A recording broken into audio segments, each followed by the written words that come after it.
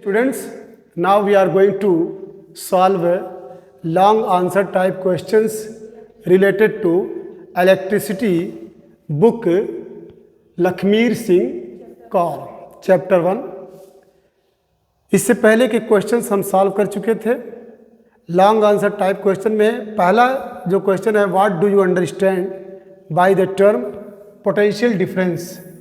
पीछे के क्लास में आपको बताया गया था कि पोटेंशियल डिफरेंस किसको कहते हैं। The minimum amount of work done to move a unit positive charge from one point to another point.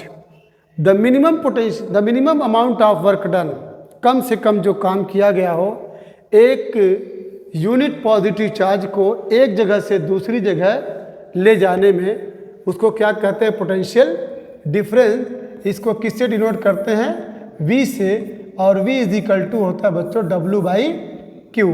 तो the minimum amount of work done, देख रहे हैं ना W, the minimum amount of work done to move a unit positive charge. Charge का symbol क्या है, Q है, उसकी यूनिट क्या है, कूलम्ब है। तो minimum amount of work done to move a unit positive charge. मान लीजिए यहाँ पे एक पॉजिटिव चार्ज है A पॉइंट पे और यहाँ पे B पॉइंट है। इसको इस पॉइंट से लेके इस पॉइंट तक ले जाने में जो भी वर्क डन हुआ है उसे पोटेंशियल डिफरेंस कहते हैं। उसके बाद B है, what is meant by saying that the potential difference between two points is 1 volt. अगर दो पॉइंट के बीच पोटेंशियल डिफरेंस अगर 1 वोल्ट है तो इसका मतलब क्या होता है। 1 वोल्ट, यहाँ पे ध्यान दीजिए, 1 वोल्ट कब कहलाएगा, 1 वोल्ट कब कहलाएगा, जब 1 जूल, JOULE, 1 जूल और 1 बोलिए 1 कूलम्ब ऑफ चार्ज। तो 1 joule, if 1 joule of work is being done, if 1 joule of work is being done to move a unit positive charge from one point to another point, it is called 1 volt। 1 volt कब होगा, जब 1 joule काम किया जाए एक positive charge को एक place से दूसरे प्लेस तक ले जाने में। क्लियर। तो याद रखिएगा, हालांकि डिफिनीशन पीछे जा चुकी है। when 1 joule of work is done to move a unit positive charge from one point to another point is called 1 volt। Clear. C है, what is the potential difference between the terminals of a battery if 250 joules. 250 joules क्या दिया बच्चों, 250 joules क्या दिया है, W दिया है 250 joule of work is required to transfer 20 coulombs. ये 20 कूलम्स क्या दिया है, Q की वैल्यू है, Q is equal to 20 coulomb of charge from one terminal of battery to the other। what is the potential difference, V is equal to question mark, V is equal to question mark। Formula क्या बच्चों, V is equal to W/Q। तो W तुम्हारा 250 और Q क्या कितना है, 20। तो ये 0 से 0 कैंसिल, 2 1 जा 2, 2 2 जा 4 और 2 5 जा 10, कितना मिला, 12.5 वोल्ट। यही पूछा है ना, what is the potential difference between the terminals of a battery if 250 joules of work is required to transfer 20 coulomb. तो W की वैल्यू 250 है, उसको रख दिया, और Q की वैल्यू 20 है, 0 से 0 कैंसिल, 25/2 होगा। जब 2 से 25 को डिवाइड करेंगे तो you will get 12.5 volt. Clear है। अब इसके बाद क्वेश्चन नंबर 16 का D पार्ट है, what is a volt meter. How is a volt meter connected in the circuit to measure the potential difference between two points, explain with the help of a diagram. बच्चों volt meter किसको कहते हैं, volt meter is a device, volt meter is a device which is used for measuring potential difference between, ठीक है, 2 point. अब यहाँ पे एक क्वेश्चन और है कि how is volt meter is connected. Volt meter को कैसे कनेक्ट किया जाता है सर्किट में, तो कैसे कनेक्ट किया जाता है, पैरेलल। मान लीजिए ये आपका रेजिस्टेंस वायर है, तो इसी के पैरेलल हम वोल्ट मीटर को क्या कर देते हैं, कनेक्ट कर देते हैं। याद रखिएगा, volt meter is connected in parallel and ammeter is connected in series. Clear. अब यहाँ पे राइटर बोल रहा है कि explain with the help of a diagram. ये डायग्राम है, मान लीजिए यहाँ ये आपका वायर है, कंडक्टर है, इसके यहाँ पे पोटेंशियल डिफरेंस को अगर मेज़र करना है तो इसके टर्मिनल से और इसके टर्मिनल से हम वोल्ट मीटर को क्या कर देंगे, कनेक्ट कर देंगे। Yes, you are sleeping. अब इसके बाद state whether a volt meter has a high resistance और low resistance, give reason for your answer. Question बहुत अच्छा है, ये इंपॉर्टेंट है। वोल्ट मीटर का रेजिस्टेंस हाई होता है या लो होता है, इसको बताइए।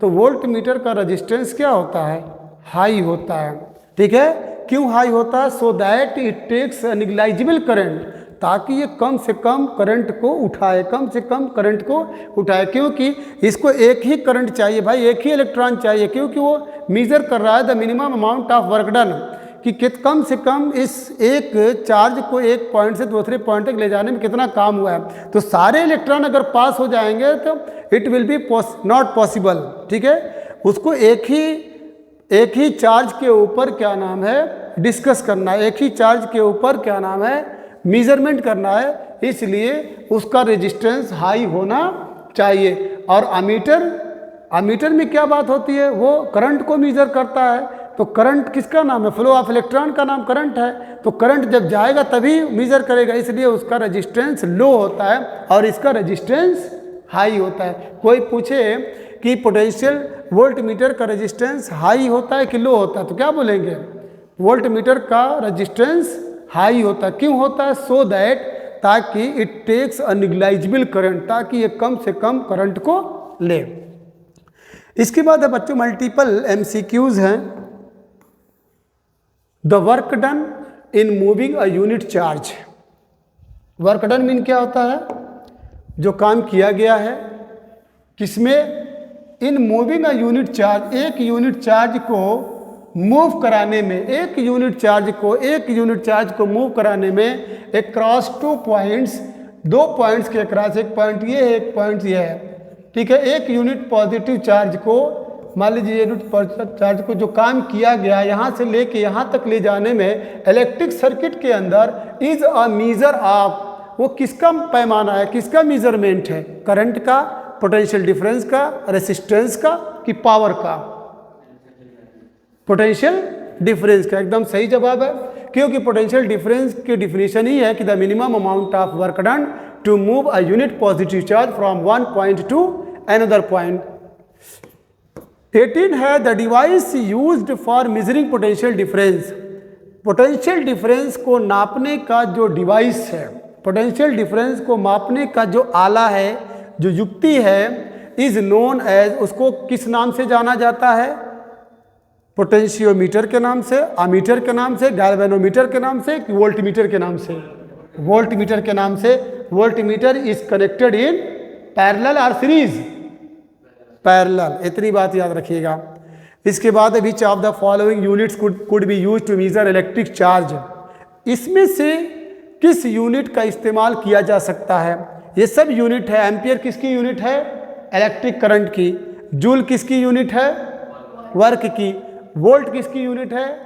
पोटेंशियल डिफरेंस की। कूलाम किसकी यूनिट है? चार्ज की। तो राइटर पूछ रहा है कि विच ऑफ द फॉलोइंग यूनिट, जो निम्नलिखित यूनिट्स हैं उसमें किसका इस्तेमाल किया जा सकता है to measure electric charge. Electric charge को मापने में कौन सी यूनिट इस्तेमाल हो सकती है? कूलाम। Very good. उसके बाद the unit of measuring potential difference. Potential difference मापने का जो यूनिट है क्या है? वाट है, ओम है, वोल्ट है, वोल्ट है। अब इसके बाद लास्ट है 1 coulomb charge is equivalent to the charge content in. एक कूलाम चार्ज इक्विवेलेंट होता है, उसके अंदर इतने चार्ज कंटेन होते, कितने भाई? 2.6 into 10⁻19, 6.2 into 10⁻19, 2.65 into 10⁻18, 6.25 into 10⁻18 electron. 6.25 into 10⁻18 electron. देख लीजिए कैसे, देख लीजिए, ताकि आपका 1 कूलाम चार्ज है, 1 कूलाम चार्ज यानी Q equal to 1, Q equal to 1 और इज एक चार्ज कंटेंड इन, आपको एक फार्मूला बताया गया था Q is equal to N into e. तो E इज इक्वल टू होता है, sorry,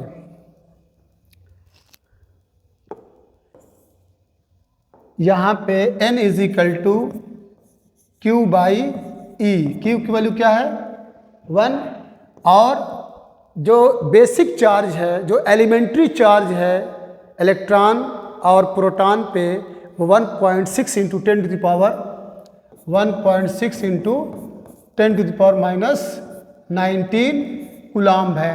clear? 1.6 into 10 to the power minus 19 coulomb. अगर निगेटिव कर देंगे तो इलेक्ट्रॉन पे हो जाएगा, पॉजिटिव रखेंगे तो प्रोटॉन पे। प्रोटॉन पे और इलेक्ट्रॉन पे charge 1.6 into 10 to the power minus 19 coulomb. Minus कर देंगे तो किसका हो जाएगा? इलेक्ट्रॉन का। तो यहाँ पे इलेक्ट्रॉन पे जो बेसिक चार्ज होता है 1.6 into 10 to the power minus 19। हम माइनस लगा सकते हैं, लेकिन चूँकि हमको नंबर गेट करना है इसलिए नंबर निगेटिव, इसमें निगेटिव या पॉजिटिव है कोई मतलब नहीं है। अब यहाँ पे पॉइंट को जब हटाएंगे तो ऊपर क्या जीरो बढ़ेगा? 1 0। चलिए, तो ये हो गया आपका 10/16। जब ये ऊपर जाएगा तो क्या हो जाएगा? पॉजिटिव हो जाएगा। क्लियर है? अब इसके बाद इसको 100 कर दीजिए तो ये क्या हो जाएगा? 10 to the power 18, 10 to the power 18 और ये अपॉन 16। तो जब 100 में 16 से डिवाइड करेंगे तो 16 6 पॉइंट लगाएंगे और ये क्लियर आ गया ना? 6.25 into 10 to the power 6.25 into 10 to the power 18 electrons. एक कूलाम चार्ज में इतने इलेक्ट्रॉन्स होते हैं। एक कूलाम चार्ज में 6.25 into 10 to the power 18 electrons. ये आपका ऑप्शनल हो गया बच्चों। तैयारी बहुत जम के करिएगा। अगर इस बुक से तैयारी आप करेंगे तो आई होप आपके एग्ज़ाम में जो भी क्वेश्चंस आएंगे उसको आप सॉल्व कर लेंगे। वैसे हम आपका NCERT पढ़ाएंगे, इसी पे पढ़ाएंगे, लेकिन उसका बहुत कम है। ज़्यादा पढ़िए, कम वाले पे आप हावी हो जाएंगे। Questions based on high order thinking skills. बच्चों ये 2 क्वेश्चन इसमें जो है उन लोगों के लिए है जिनकी फिजिक्स या जिनका न्यूमेरिकल या जिनकी मैथमेटिक्स बहुत अच्छी है, इसीलिए यहाँ पे हाई ऑर्डर दिया है thinking skill. 3 2-volt cells are connected in series and used as a battery in a circuit. एक सर्किट में 3 जो है 2 वोल्ट की बैटरी को सीरीज में जोड़ा गया है। 2 वोल्ट की बैटरी को, ठीक है, 2 वोल्ट की बैटरी कितनी कुल है? 3 है, उसको सीरीज में जोड़ा गया है। तो what is the PD at the terminals of the battery. तो क्वेश्चन ये है कि बैटरी के टर्मिनल पे पोटेंशियल डिफरेंस क्या होगा। तो क्या होगा भाई? चलिए, 2 वोल्ट की बैटरी एक यहाँ पे है और एक यहाँ पे है और एक यहाँ पे है। 2 वोल्ट और ये 2 वोल्ट। तो पहला क्वेश्चन ये है कि व्हाट इज द PD। तो PD का मतलब पोटेंशियल डिफरेंस। क्लियर? तो 2V plus 2V is equal to कितना हो जाएगा? 6 वोल्ट। क्लियर? अब इसके बाद इसमें क्वेश्चन है कि how many joules of electrical energy does 1 coulomb. Q की वैल्यू दिया है, Q की वैल्यू है Q is equal to 1 coulomb. Q is equal to 1 coulomb. How many joules of electrical energy, electrical energy does 1 coulomb gain on passing through 1 cell. एक cell से कितना क्या नाम है? How many joules, how many joules, W is equal to question mark, और V की value दी है 2 वोल्ट, V की वैल्यू 2 वोल्ट। एक सेल का लिया है तो फार्मूला क्या होता है, V is equal to W by Q होता है। W पूछा है तो W is equal to V into Q होता है। V की वैल्यू 2 है और Q की वैल्यू 1 है, तो आंसर क्या हो जाएगा 2 जूल। ठीक है, जूल जरूर लिखिएगा। अगर एक सेल से, अगर तीनों सेल से पूछेगा तो बच्चों क्या हो जाएगा, तो V is equal to 6 volt हो जाएगा, 6 वोल्ट, और Q की वैल्यू कितनी है 1 कूलाम, तो W is equal to question mark, formula वही है V is equal to W by Q, तो W is equal to V into Q. V की वैल्यू 6 और Q की वैल्यू 1, तो क्या लिखेंगे 6 जूल। कंफर्म। अब लास्ट क्वेश्चन है, last question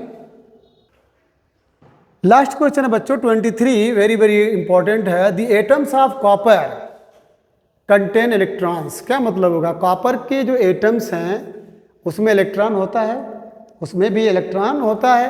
and the atoms of rubber also contain electron, और रबर के एटम में भी इलेक्ट्रॉन्स होता है। Then why does copper conduct electricity, वजह क्या है कि कॉपर जो है इलेक्ट्रिसिटी को कंडक्ट करता है, कॉपर जो है इलेक्ट्रिसिटी को कंडक्ट करता है, जबकि रबर जो है इलेक्ट्रिसिटी को कंडक्ट नहीं करता है।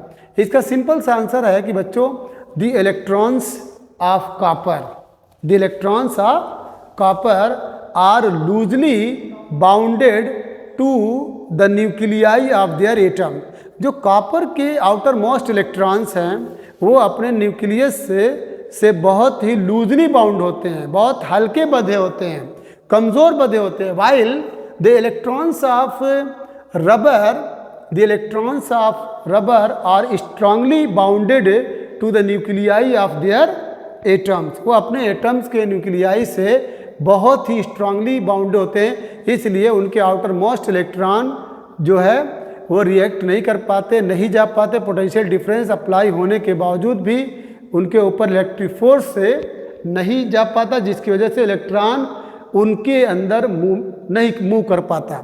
जबकि कॉपर के अंदर इलेक्ट्रिक फोर्स जब अप्लाई होता है, जब पोटेंशियल डिफरेंस अप्लाई होता है, तो आउटर मोस्ट इलेक्ट्रॉन जो है उनका मूवमेंट जारी हो जाता है। बस आपको आंसर ये लिखना है कि the electrons of copper are loosely bounded to the nuclei of their atom, while the electrons of rubber are strongly bounded with their nucleus। कल हम शुरू करेंगे बच्चों इलेक्ट्रिक करंट।